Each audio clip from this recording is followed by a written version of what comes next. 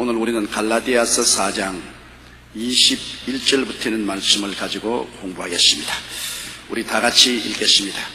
내게 말하라. 율법 아래 있고자 하는 자들아, 율법을 듣지 못하느냐. 이 사람들은 은혜로 주는 것을 믿음으로 받는 것보다는 무언지 내가 조그만치라도 공로를 세워가지고서 대가를 주고 사기를 원합니다. 그 인간의 본성입니다. 대가를 지불할 수도 없으면서 조금이라도 대가를 지불하려고 합니다. 그렇기 때문에 은혜로 받고 감사를 하지 않고 은혜를 원수로 갚는 사람이 많습니다. 왜냐하면 은혜를 받았다니까 신세졌다. 신세지면 내가 열등한 인간이다. 대단히 삐뚤어진 생각을 합니다. 내가 은혜를 받고 신세를 졌으니 내가 그 사람보다 열등하다고 생각하기 때문에 내 열등의식을 제끼기 위해서 은혜 받은 사람을 치는 겁니다. 그러므로 이 세상에서 가장 어려운 것이 은혜를 베푸는 것입니다. 은혜 베풀기가 얼마나 힘들지 압니까? 은혜를 베풀지 아니하면 원수도 안 됩니다. 그러나 은혜를 베풀어 놓으면 인간은 10명 중에 9명은 은혜를 원수로 갚습니다. 예수님도 그러지 않습니까? 10문둥이를 고쳐주었는데 그 중에 이방인인 사마리아인 한 사람만 뛰어와서 주님께 감사하고 9명은 입 딱 닦아버리고 가버렸습니다. 마음에 고통스러운 것이 은혜를 베풀고 난 다음 원수로 보답을 받을 때 충격을 받는 것은 말로 다 할 수 없습니다. 막 현기증이 납니다. 어떻게 저렇게 할 수가 있는가? 그 많은 사랑을 베풀어주고 그렇게 알뜰살뜰 돌보아 주었는데 돌아서서 물고 짖는데 입이 딱 부러질 정도로 억지 소리를 합니다. 그게 옛날에 그런 게 없잖아요. 물에 빠진 사람 건져주니 보따리 찾아내라고 하더라. 아예 그때 내려가도록 내버려 놓았으면 괜찮을 것인데 구사일생으로 물에 빠진 사람을 건져놓으니까 내 보따리 네가 훔쳐갔지, 내 보따리 내놓으라고 오히려 멱살을 잡고 달라드는 것이 이게 인생인 것입니다. 은혜를 순수하게 은혜를 받고 거기에 감격하고 감사한다는 것은 참으로 고귀한 인생입니다. 보통 사람들은 은혜는 물의 색입니다. 물의 색에 넣으면 흘러가 버리고 없지 않습니까? 원하는 돌의 색이고 원한진 것은 돌의 색에 넣고 두고 니를 갈고 두고 보자 하지만 은혜 받은 것은 까맣게 잊어버리는 것입니다. 우리가 참으로 인간이 인간다워지려면 은혜를 받을 줄 아는 사람이 되는 것입니다. 크고 적은 은혜를 받았으면 은혜를 반드시 감사하게 생각하고 감격해서 은혜를 보답하는 삶을 살아야지. 은혜를 원수로 갚는 것은 비열한 인간이고 그 사람은 그 인생에 언제나 원수와 올무가 사라지지 않습니다. 저는 늘 내 마음속에 스스로 다짐하는 것이 있습니다. 용기야, 너 절대로 은혜를 잊지 말아라. 절대로 은혜를 잊지 마라. 크고 작은 은혜를 받았으면 절대로 은혜를 잊지 말고 살아라. 은혜 받은 분에게 감사하고 기회가 있는 대로 보답하면서 살아라. 저는 그걸 늘 내 마음속에 말하고 있습니다. 그런데 여러분, 하물며 주님께 받은 은혜가 얼마나 큽니까?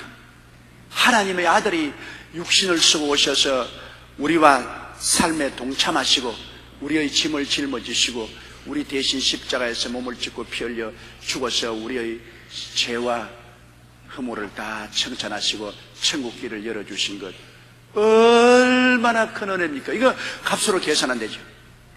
그런데 내가 율법 행위라는 조그마한 공로를 세워가지고서 이 은혜를 값주고 살려고 하는 인생의 어리석음은 말로 다 할 수 없어요. 이건 주님에 대한 모욕이요, 주님을 무시하는 일도 보통 일이 아닙니다.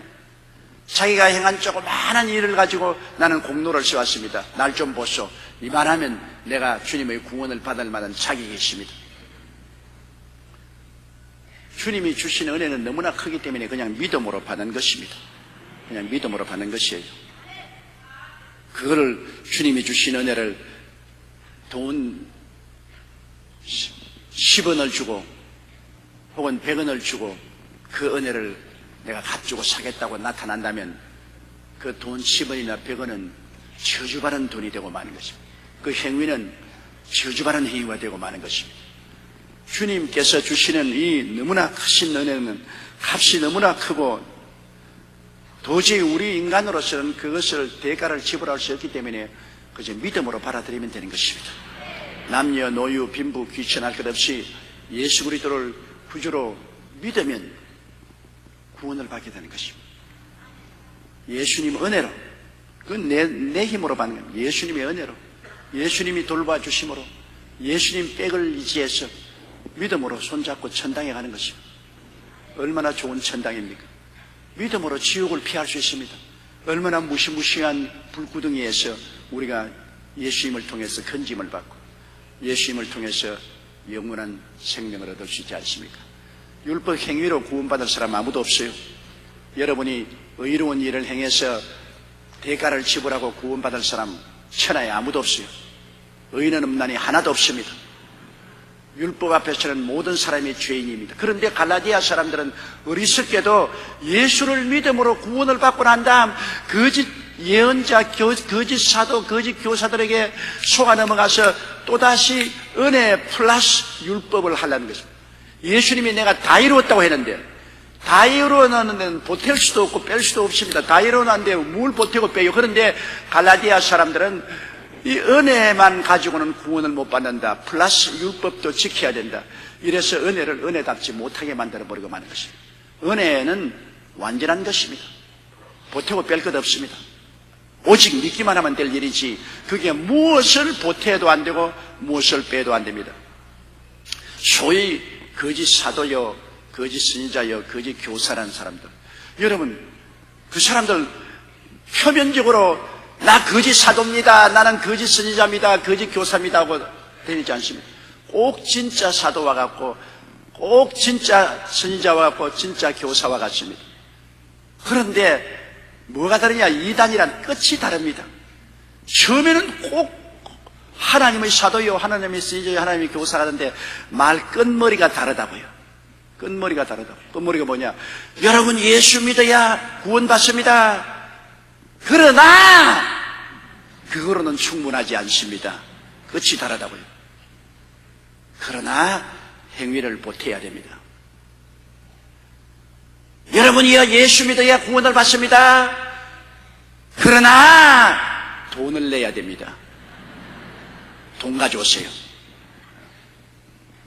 돈 가져와서 하나님 사업하도록 돈으로 메꾸어야 구원을 받습니다. 끝이 다르다고요. 처음에는 근사하게 출발해가지고서 나가다가 보니까 끝에 영 다른 소리 합니다. 처음부터 여러분 거짓 사도요, 거짓 교사요, 거짓 선지자라고 덧쳐내놓으면 누가 따라갑니까? 똑같이 진짜처럼 행합니다. 똑같이 진짜 사도요, 진짜 선지자요, 진짜 교사처럼 하는데 나중에 끝이 다르단 말이에요. 그걸 여러분 알아야 돼요. 끝이 많이도 안 다르고 살짝 다르게 합니다. 그러니까 그게 속아 넘어갔다가는 완전히 낭패를 당하죠. 그리스도의 구원은 어떠한 조건도 없습니다. 예수님의 은혜는 완전한 은혜입니다. 오직 믿음으로만 구원을 받는 것입니다. 거기에는 율법 행위를 플러스해도 안 됩니다. 돈을 플러스해도 안 됩니다. 고행을 플러스해도 안 됩니다. 그런 것은 은혜 받고 난 다음에 자기가 더 거룩하게 되기 위해서 노력하고 애쓰기 위해서 하는 것이지 구원의 조건은 절대로 안 됩니다. 구원의 조건은 예수밖에 없습니다. 차도 예수, 깨도 예수, 살아도 예수, 죽어도 예수, 예수 이외에 다른 조건을 내세우면 그것이 거짓 사도요, 거짓 선지자요, 거짓 교사인 것입니다. 여러분, 그래서 그런 데 속아 넘어가지 마십시오. 예수를 믿어대. 나는 엘리야니까 엘리야 밑으로 와야 된다. 예수를 믿되 우리 기도문으로 와야 구원을 받는다. 예수를 믿되 우리 교단을 와야 구원 받는다. 사탄아 물러가라. 그런 엉터리가 어디 있어요? 정말 여러분, 그런 데 속아 넘어가는 사람이 너무나 많기 때문에 안타깝습니다. 대표적인 예가 그 갈라디아 교회인 것입니다. 은혜로 시작했다가 육체로 마치는 겁니다. 너무나 은혜로 예수 믿고 구원을 받아 잘 시작했다가 사탄의 유혹을 받아서 그만 은혜 플러스 율법으로 돌아선 것입니다. 그래서 바울 선생이 내게 말하되 율법 아래에 있고자 하는 자들아 율법을 듣지 못했느냐. 22절이요. 기록된 바 아브라함이 두 아들이 있으니 하나는 계집 종에서 하나는 자유하는 여자에서 낳다 하였으나. 아브라함이 두 아들을 낳았지 않습니까? 그가 86세에 낳은 아들은 이스마엘, 계집종 하갈에게서 낳았습니다. 그것은 은혜로 낳은 것 아닙니다. 왜냐하면 자기 노력으로 낳았죠. 계집종, 젊은 계집종 데리고 하룻밤 자고, 하룻밤 자도 낫겠나, 여러 밤 잤겠지.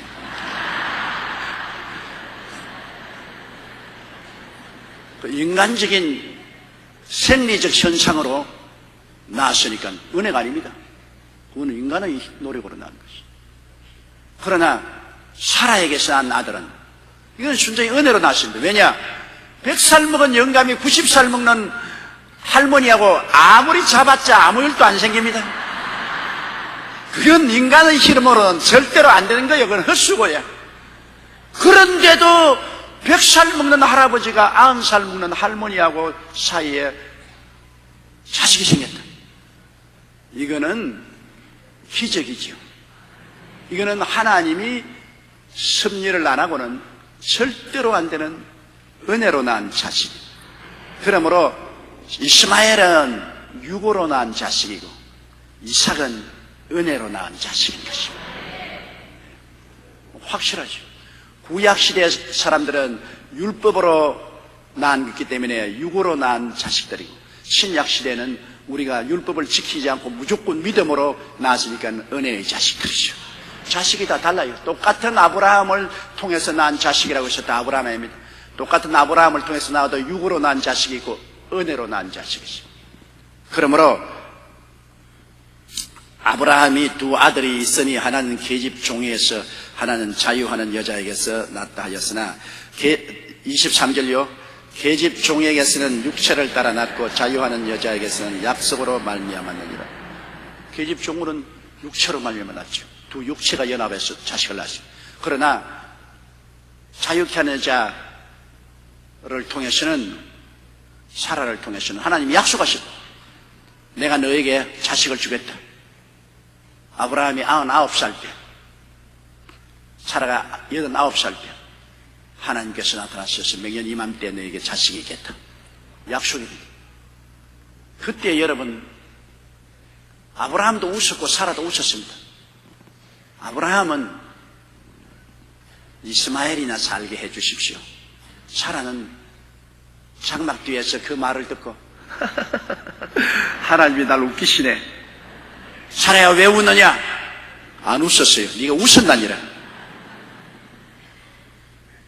아브라함도 웃었고 사라도 웃었어요. 도저히 육으로 생각할 때 100살 먹는 할아버지가 90살 먹는 아내에게 어떻게 자식을 낳아요?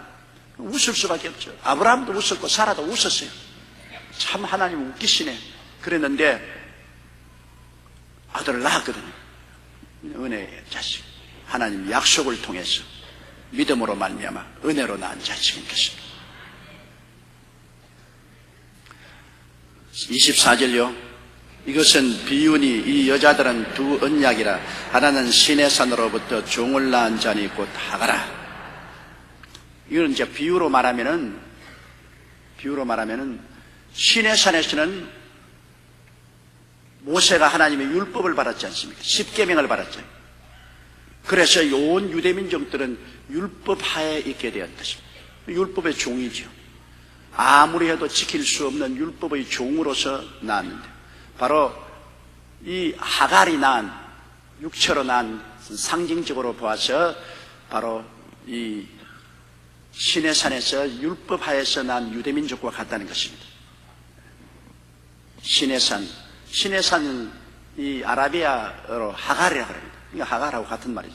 비유로 근데 그렇게 말했습니다. 이것은 비유니 이 여자들은 두 언약이라. 발로 하갈은 율법의 언약을 말하고, 그래서 하갈을 통해서는 종의 자식입니까? 이스마엘은 종의 자식입니다. 왜냐하면 여종의 자식이니까 종의 자식 아닙니까? 자유하는 여자 아니잖아요. 사라의 여종의 자식이니까 종의 자식이고, 사라의 자식은 이삭은 종이 아니고 자유하는 여인, 정상적인 자유하는 여인의 자식으로 나시니 언약의 자식. 두 언약을 말합니다. 하나는 종의 자식, 즉 율법의 자식 유대인을 말하고, 하나는 언약의 자식, 즉 예수 그리스도를 통해서 믿음으로 태어나는 구원받은 천국 백성들을 대표하는 것을 말하고 있는 것입니다. 25절요. 이 하가는 아라비아에 있는 시내산으로 지금 있는 예루살렘과 같은 데니 제가 그 자녀들로 더불어 종노릇하고, 시내산은 바로 아라비아에 있는 시내산입니다. 이스라엘 백성이 애굽에서 나와서 아라비아를 통할 때 있는 그 시내산. 시내산에서 율법을 받고 그 율법의 중심지가 예루살렘이 되었습니다. 예루살렘에 바로 하나님의 성전이 있고 유대인의 율법의 중심지가 되었으니 그들은 율법이 있는 동안에는 전부 다 종을 생산했습니다. 율법의 종을 생산했어요. 죄의 종이 되고 율법의 종이 됩니다. 율법이 있으면 죄를 짓게 되고 죄는 지은 사람은 죄의 종이 됐습니다. 그러므로 율법과 죄는 언제나 같이 갑니다. 율법은 죄를 지적하고 그러고 그 다음에는 죄는 사람을 다스립니다. 율법과 죄는 언제나 똑같이 가는 것입니다. 그러므로 시내산에서 아라비아의 시내산에서 율법을 받아서 그 율법이 통치한 것이 예루살렘입니다. 예루살렘이 이스라엘의 수도 아닙니까? 예루살렘에서 율법으로 통치하니까 율법하여서 모든 유대인들이 다 죄의 종이 되고 마는 것입니다. 전부 종을 양산했어요. 오늘날도 율법만 따라가면 죄의 종이 됩니다. 율법은 전부 죄를 잡아냅니다. 전부 죄를 잡아내니까 죄의 종이 되어요. 온 세상이 하나님의 법 앞에서 모두 다 죄의 종입니다. 그 죄가 큰 소리하고 주인으로니까 죄의 주인을 뭡니까? 사탄 아닙니까? 사탄, 죄, 율법은 함께 갑니다. 율법이 죄를 드러내놓으면 죄가 왕노릇하면 사탄은 죄를 통해서 왕노릇하는 것입니다. 그렇기 때문에 사탄과 죄와 율법은 항상 함께 역사하는 것입니다. 오직 이 사탄과 율법과 죄와 율법에서 놓여날 수 있는 길은 예수 그리스도의 십자가의 보혈밖에 없는 것입니다. 예수님의 보혈이 오면은 율법하에 지은 죄가 다 용서받으니까 율법이 무력화되고 율법이 없어지니까 죄가 없어지고 죄가 없어지니까 마귀는 허탕치고 마는 것입니다. 오늘날 예수 그리스도의 보혈 앞에 마귀가 꼼짝도 못하는 것은 마귀는 죄를 통해서 율법을 통해서 우리를 다스립니다. 그런데 예수 그리스도의 보혈이 와서 율법이 무효화되어 버리고 율법의 모든 죄를 다 청산해버리니까 율법이 무효화되어 버리고 죄가 다 씻어버렸으니까 사탄의 무기가 다 빼앗아버리고 마귀는 아무 권세가 없어지고 마는 것입니다. 이러므로 여러분이 예수 그리스도의 보혈하에 있으면 율법도 죄도 사탄도 여러분을 다스릴 수가 없는 자유인이 되어버리고 마는 겁니다. 모든 사람들은 다 율법의 노예요, 죄의 노예요, 사탄의 노예였으나 예수 안에서 그 보혈로 말미암아 죄에서 자유를 얻고 율법에서 자유를 얻고 사탄에서 자유를 얻고 우리는 완전히 해방된 하나님의 자녀가 되고 성령의 지배를 받는 사람들이 되고 마는 것입니다. 이게 엄청난 은혜입니다. 이거 깜짝 놀랄 일이요. 예수 그리스도의 보혈의 권세가 얼마나 크다는 것을 여러분 여기 알아야 돼요. 보혈의 권세 아니고는 율법도 제할 수가 없고 죄도 제할 수가 없고 사탄도 이기지 못합니다. 예수님의 보혈 앞에는 죄가 눈 녹듯이 녹아버리고 죄가 없는 곳에 율법도 없어지고 율법이 없는 곳에 사탄도 없고 마귀의 권세가 그리스도의 보혈 앞에 확 녹아져 버린 것입니다. 그러므로 예수 그리스도의 보혈 앞에 마귀는 한 길로 왔다가 7길로 도망을 치죠. 왜 마귀가 쫓겨나가는가? 왜 마귀가 무장 해제됐는가? 그 모르는 사람 많습니다. 마귀의 무기라는 것이 바로 죄와 율법입니다. 마귀는 한 손에 죄, 한 손에 율법을 가지고 다스립니다. 그런데 예수 보혈로 율법이 없어지고 예수 보혈로 죄가 용서받으니 마귀의 무장이 해제되어 버렸죠. 마귀가 아무 권세가 없죠. 그리고 예수 그리스도의 보혈 앞에 마귀는 그냥 무장이 해제되고 쫓겨나가는 밖에 없죠. 나의 죄를 씻기는 예수의 피밖에 없네. 다시 성태하기도 예수의 피가 없네. 예수의 흘린 피 날 희게 하오니 귀하고 귀하다. 예수의 피밖에 없네요. 예수의 피를 너무나 우리가 감사해야 돼요. 교회가 타락할수록 예수 그리스도의 피를 말하지 않습니다. 마귀는 와서 말합니다. 예수의 피 말하지 마라. 예수 피. 다른 거 다 말해도 예수의 피는 말하지 말라. 미국의 모 교단에서 예수의 피는 징그럽고 말하기에 어린아이 교육에 좋지 않으니 찬송에서 그 피를 뽑아라겠어. 그 교단의 찬송가에서 예수님의 피를 뽑자 그 교단은 망해버리고 말았습니다. 망해버렸어요. 마귀는 예수의 피를 싫어하기 때문에 피 말하지 말아 그럽니다. 예수 피가 없으면 율법이 다스리고 죄가 다스리고 사탄이 다스리고 예수의 피가 있으면 성령이 다스리게 되는 것입니다. 율법도 죄도 사탄도 다 쫓겨나가고 그 자리에 성령이 와서 다스리는 것입니다. 예수의 피를 믿어야 돼요. 매일같이 예수님의 보혈을 생각하시고 예수님의 보혈을 찬미하고 그리스도의 보혈을 감사하고 마귀를 대적할 때 예수 그리스도 이름과 그 보혈의 능력으로 대적하십시오. 이제는 보혈의 의미가 뭔지 여러분 알기 때문에 예수 그리스도 이름과 보혈로 대적하면 마귀는 7길로 도망을 치고 마는 것입니다. 26절요.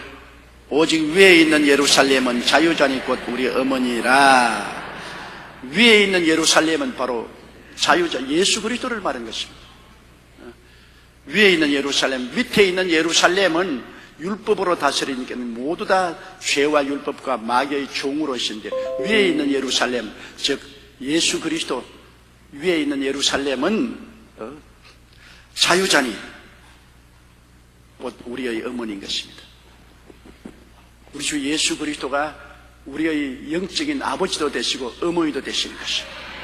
그리스도를 통해서 우리가 태어났으니까 그는 영존하시는 아버지요 또 어머니요.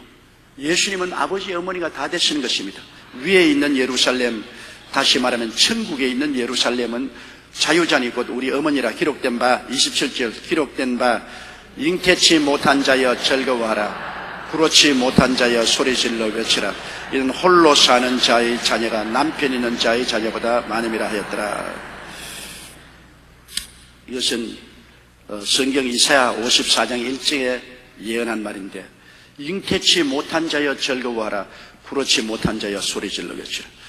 왜냐하면 아브라함의 자유로운 아내, 정상적인 아내 사라는 잉태치 못했지 않습니까? 인간적인 힘으로 잉태치 못했어요.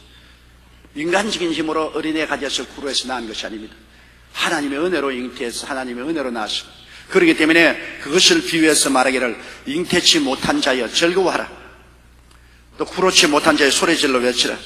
홀로 사는 자의 자녀가 남편 있는 자의 자녀보다만, 남편이 있어서 육적으로 낳은 자녀보다도 남편을 통하지 않고 하나님의 은혜로 기적으로 낳은 자녀의 수가 많겠다. 여러분 보세요.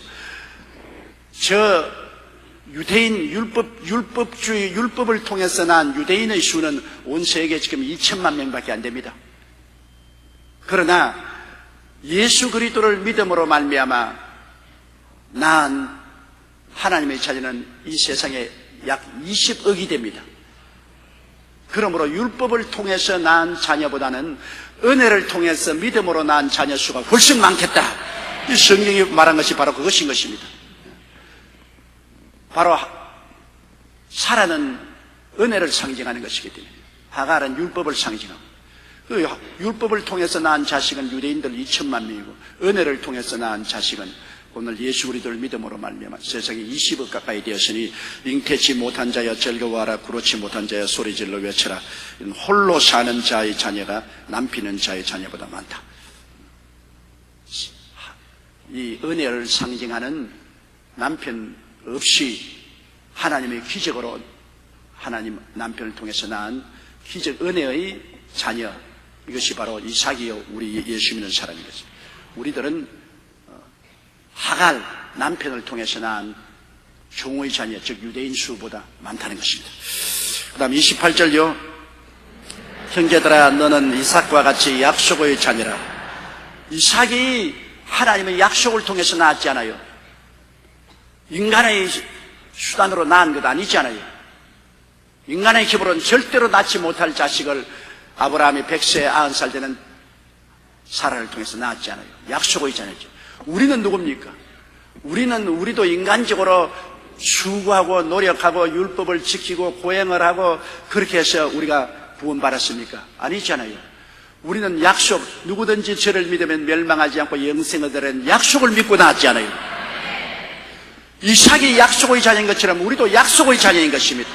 하나님이 세상을 이처럼 사랑하사 독생자를 주었으니 이는 저를 믿는 자마다 멸망하지 않고 영생을 얻으라는 하나님의 약속을 믿고서 구원받았으니 여러분은 약속의 자녀지, 여러분이 무슨 의로운 행동이나 율법적인 행위를 통해서 낳은 자식은 아닌 것입니다.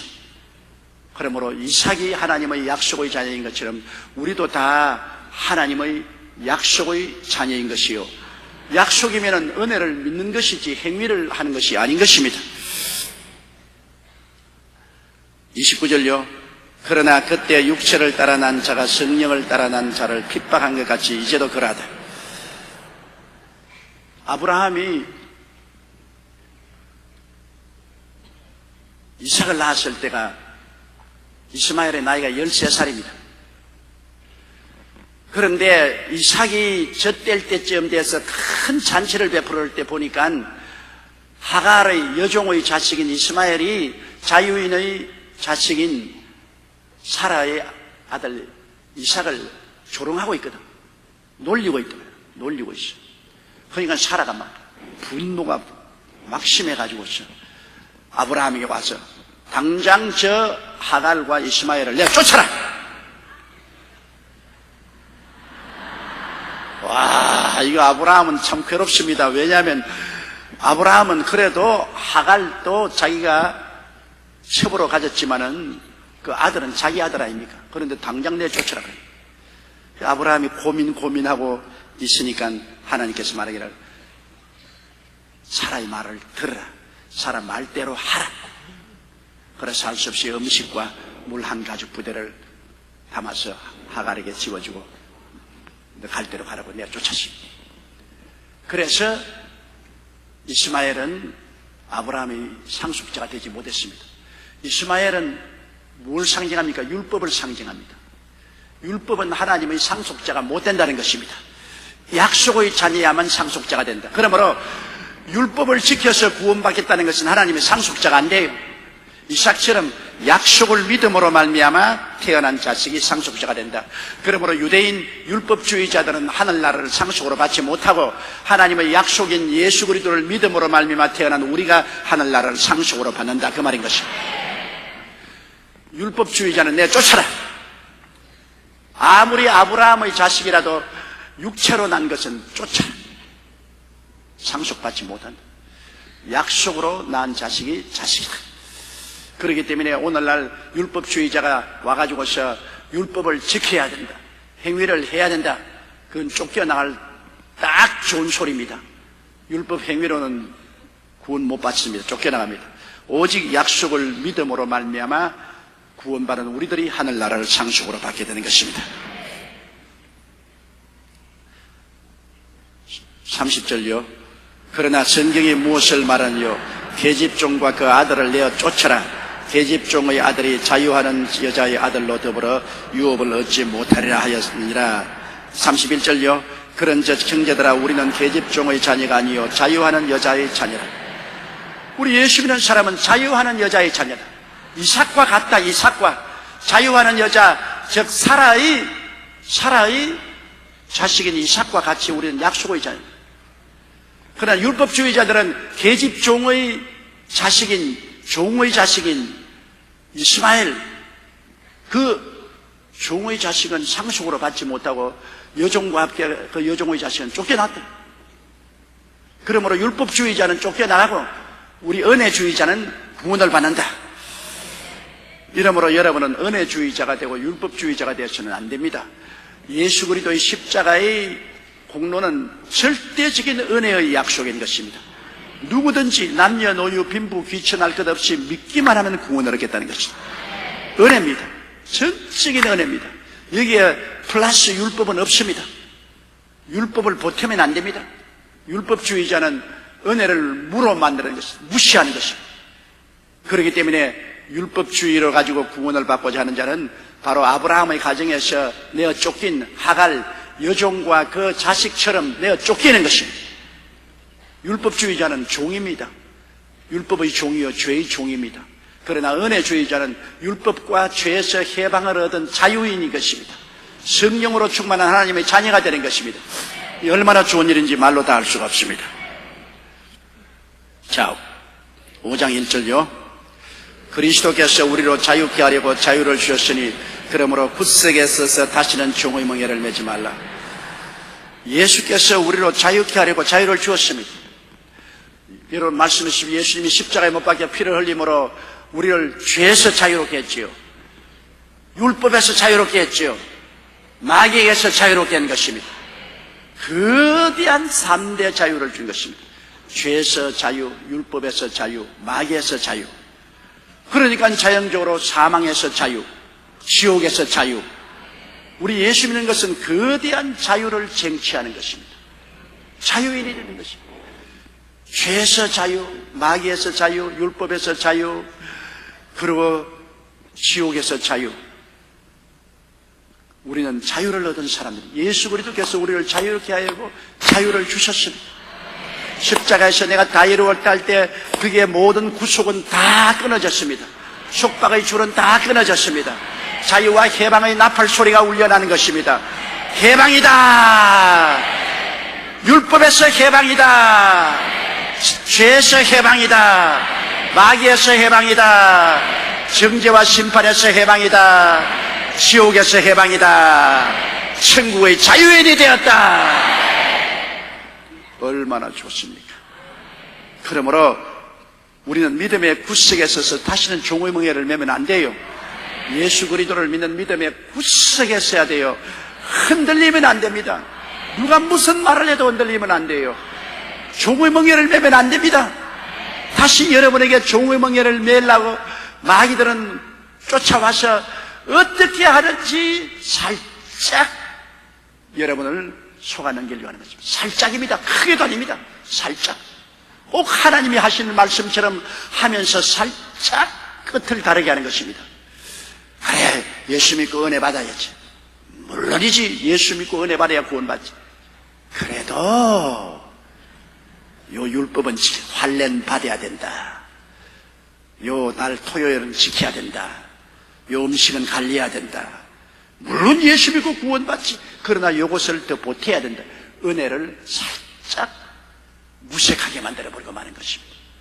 종의 멍에를 집어얹어요. 또다시 율법과 그 다음에는 그걸 안 지키면 죄책을 느끼니까 죄와 자기 죄가 들어오니까 마귀와 심판과 그 다음 지옥과 완전히 종일. 여러분 홍지 팥쥐 이야기 들었지요? 그 무서운 짐승이 와서 손가락만 하면 내줘. 손가락만 하면 만져보자. 여러분 손가락 만지면 팔 좀 만지자. 팔 좀 만지면 완전히 몸 전체에 다 붙잡힙니다. 사탄이 하는 것은 지극히 적은 것을 가지고 옵니다. 요거는 괜찮다. 요거는 괜찮다.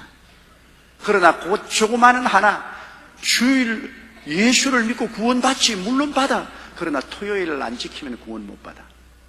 예수 믿고 구원받는데 토요일 하루 지켜야 된다. 그게 벌써 율법의 하나입니다. 예수님의 은혜에다 플러스 요거를 지켜야 은혜가 은혜 된다. 벌써 은혜에 무색하게 만듭니다. 그럼 토요일 안 지키면 너 죄 지었다. 죄 지었다. 죄가 있으면 사탄이 왔어 이놈아. 사탄이 누르면 그 다음에는 죽음입니다. 하나님의 은혜를 여러분 헛되이 하면 절대로 안 돼요. 예수 그리스도를 바라보고 그 예수 그리스도의 구원의 완전성을 무시하면 예수님이 내가 다 이루었다 할 때는 다 이룬 것입니다. 영원히 예수님만 찬양해야 되지. 주님, 내가 주님 믿고 토요일날 지켰어요. 주님 믿고 내가 교회에다가 1억을 바쳤어요. 주님 믿고 내가 이렇게 희생했어요. 그런 조건 붙이면 안 돼요. 그게 구원의 조건은 안 됩니다. 그것이 구원받은 사람 열매는 됩니다. 왜? 구원받은 사람이 그런 열매를 맺으면 천당에 가서 상급이 크니까. 열매는 되지만 구원의 조건은 예수 그리스도 한 분밖에 없습니다. 예수님이 다 이루신 것입니다. 자, 2절요. 보라, 나 바울은 너희에게 말하노니 너희가 만일 할례를 받으면 그리스도께서 너희에게 아무 유익이 없으리라. 갈라디아 교인들에게 말한 그거는 예수를 믿어야 구원받는다. 그러나 플러스 할례 받아라. 남자 교인들은 할례를, 유대인들은 꼭 할례 받아라. 아브라함 때부터 유대민족의 표시로서 남자마다 태어난 지 8해 만에 양피 가죽을 베어서 할례를 받아라. 그럼 구원을 받았으면 구원 플러스 할례를 받아야 된다. 그러면 만일 할례를 받아야 된다면 그럼 예수 그리스도의 구원은 완전하지 못합니다. 예수를 믿음으로 말미암아 예수님이 완전하게 다 이루었으면 할례 같은 거 필요 없는데 예수 믿어도 할례 받아야 된다 그러면 그러면 예수 은혜는 완전하지 못합니다. 모자라는 은혜입니다. 모자라는 은혜는 폐지된 은혜인 것입니다.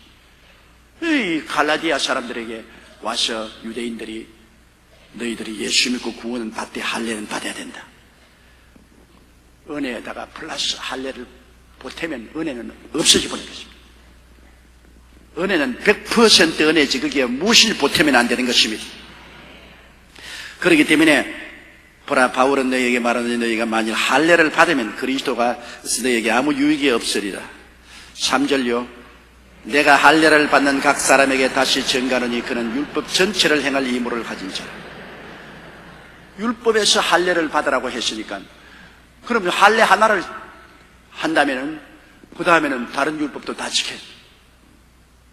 율법 중에 할례 하나만 받고 다른 율법은 안 지키라는 것은 법이 없죠. 일단 율법을 지켜서 구원을 받겠다고 할례를 받으면 그 다음 율법 전체를 다 지켜야 돼요. 할례만 빼가지고 살 수가 없어요. 그게 문제인 것입니다. 은혜면 전적 은혜고 율법이면 전적 율법이지 그 중에 몇 가지만 지키면 된다. 그거 없습니다. 은혜는 그렇다면 예수 그리스도를 믿음으로 전적으로 믿음으로 구원받든지 안 그러고 율법을 지키려면 전적으로 율법을 지켜야 돼요. 한두 가지만 지켜서 안 돼요. 4절요. 율법 안에서 의롭다함을 얻으려 하는 너희는 그리스도에게서 끊어지고 은혜에서 떨어진 자. 말할 필요 없죠. 예수를 믿음으로 은혜로서 구원받는 우리들인데 우리가 율법으로서 구원을 받겠다면 이제 예수님하고 상관도 없고 은혜하고도 상관이 없고 완전히 인본주의적이 되고 그리스도에게 끊어진 자들이거든요. 참 위험합니다, 여러분. 죄사함과 구원을 무엇을 보태면 안 돼요. 죄사함과 구원에는 전적인 믿음 하나 이외에는 다른 조건은 없습니다. 너 사흘 금식해야 죄사함 받는다. 미친 소리 지랄하네.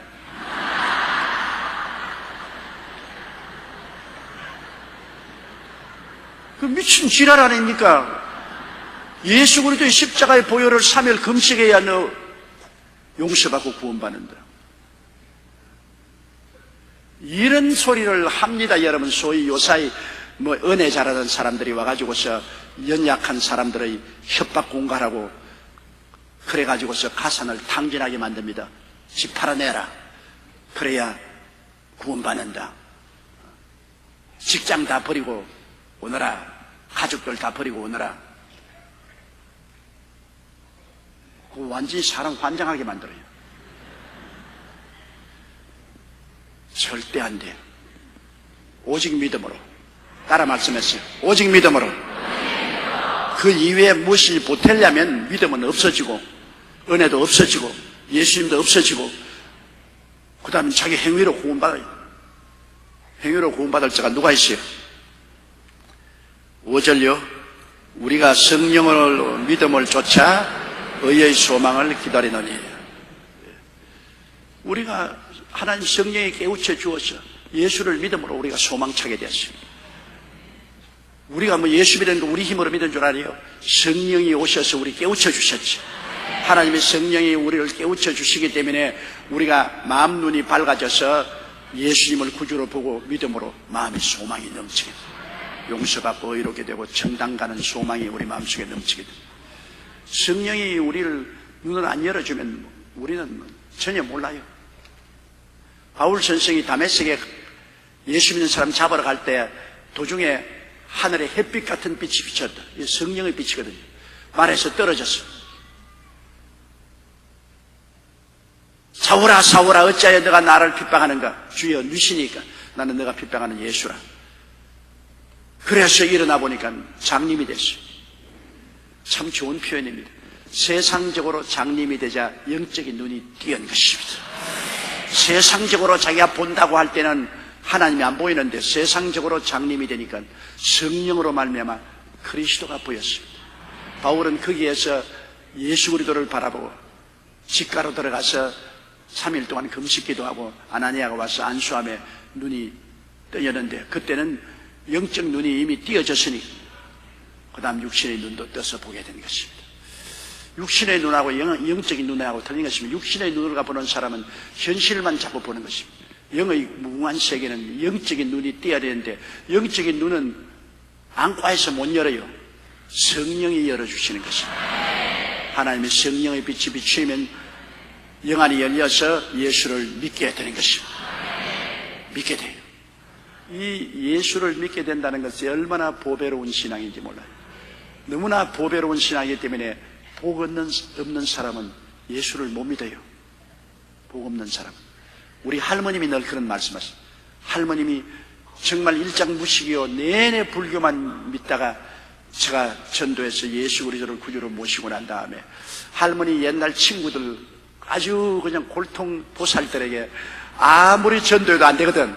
할머니가 뭐 구변도 없고 할머니가 아는 것은 예수 천당밖에는 없지요. 그러니까 아무리 전도해도 안 믿으니까 나중에 그렇게 말씀하시더라고요. 얘야 정말 복이 있어야 예수 믿지 복이 없는 사람 예수 믿을 수가 없다. 그 말씀 맞아요. 복이 있어 성령의 비침이 있어야 예수 그리스도가 보이지 성령의 비침이 없으면 예수가 안 보이니까 성령이 여러분에게 영안을 비춰주어서 예수 그리스도를 믿어 천당하게 되었다는 것 얼마나 고마운 일인 거죠. 천당은 확실히 있어요. 희미하게 그렇게 생각하지 마세요. 확실히 천당이 있고 확실히 지옥도 있어요.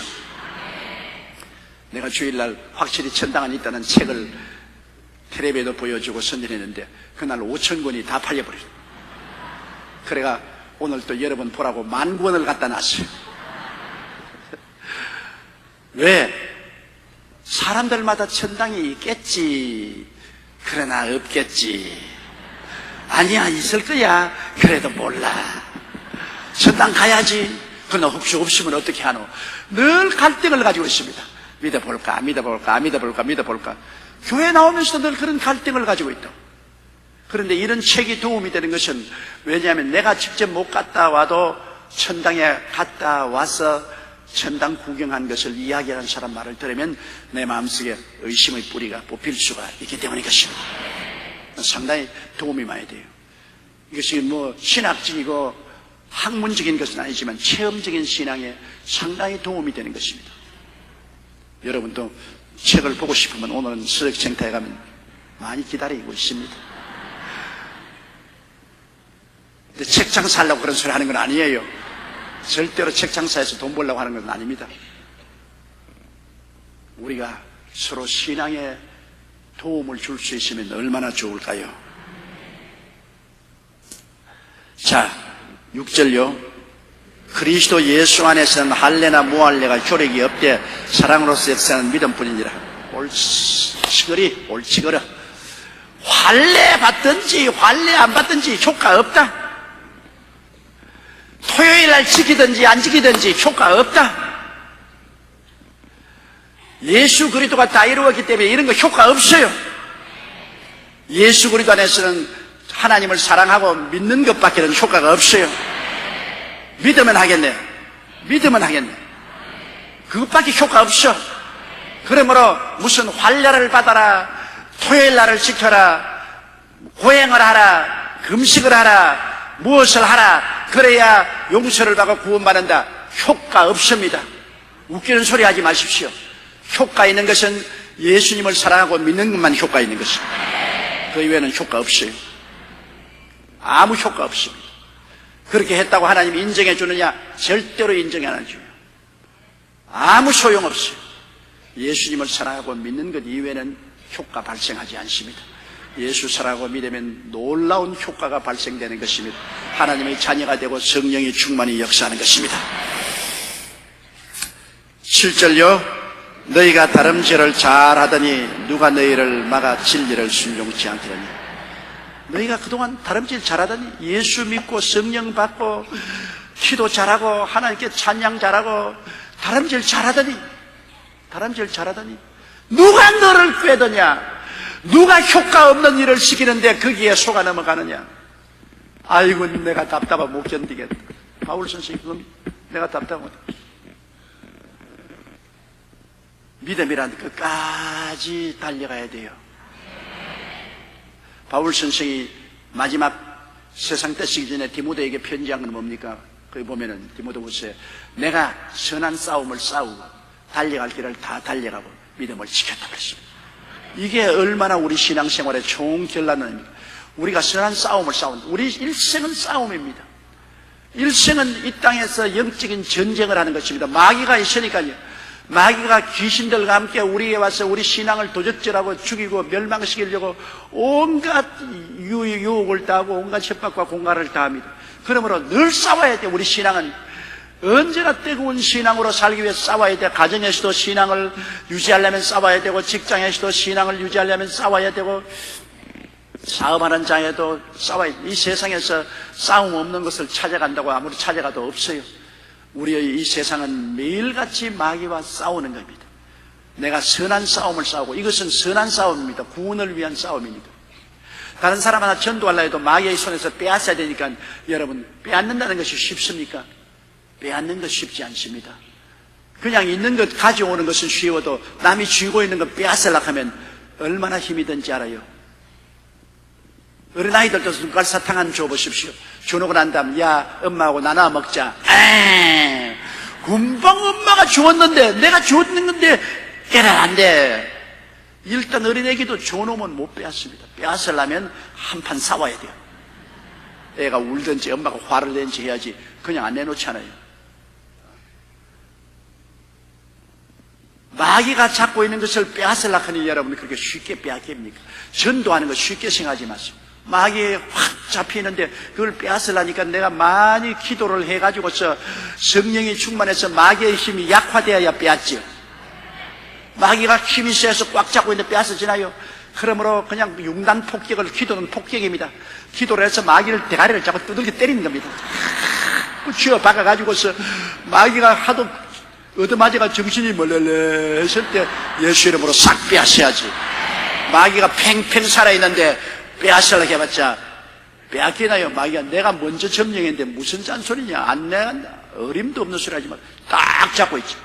기도는 마귀 대가리를 융당 폭격하는 것입니다. 먼저 대가리를 좀 때려야 돼. 그냥 보통 때리지 말고 야구방망이로 때려야 돼. 그냥 정신이 아찔하도록 때려놓고 난 다음에, 그래서 기도하지 않고 전도는 소용없어요.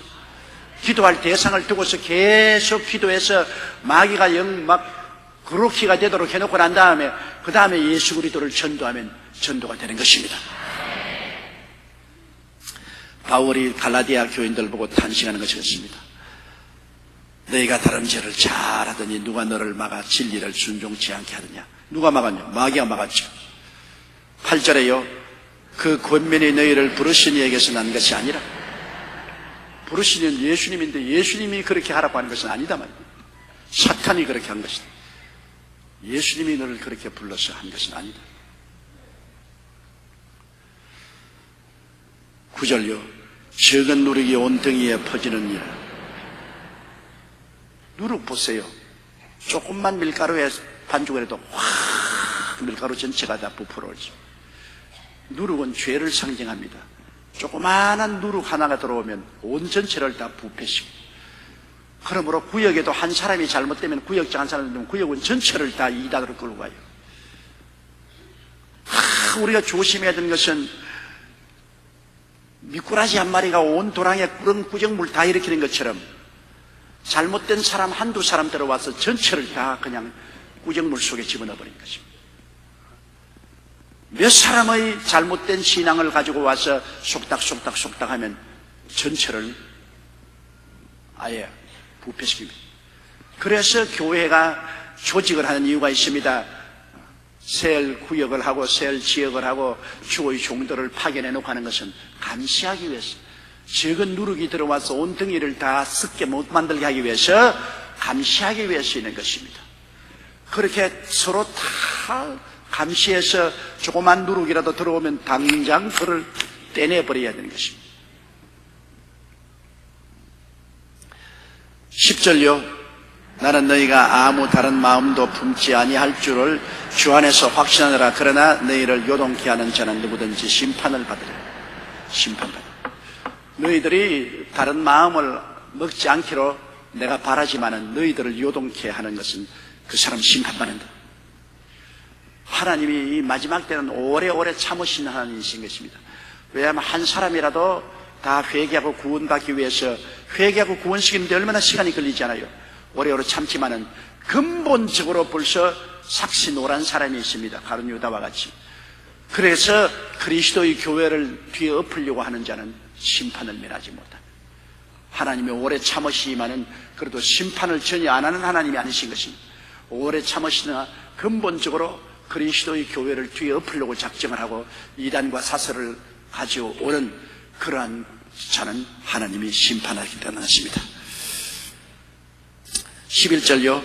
형제들아, 내가 지금까지 할례를 전하면 어찌하여 지금까지 핍박을 받으리요. 그리하였으면 십자가에 거치는 것이 거쳤으리. 내가 예수 믿고도 할례 받으면 된다, 그렇게 했으면 무엇 때문에 내가 핍박받겠느냐? 이 핍박이라는 십자가를 내가 벗어버릴 수 있지 않겠냐? 내가 순수하게 믿음으로 구원받는다고 하니까 하는 곳마다 유대인들이 자꾸 나를 핍박하는데, 그러나 핍박한다고 해서 진리를 그르칠 수는 없다는 것입니다.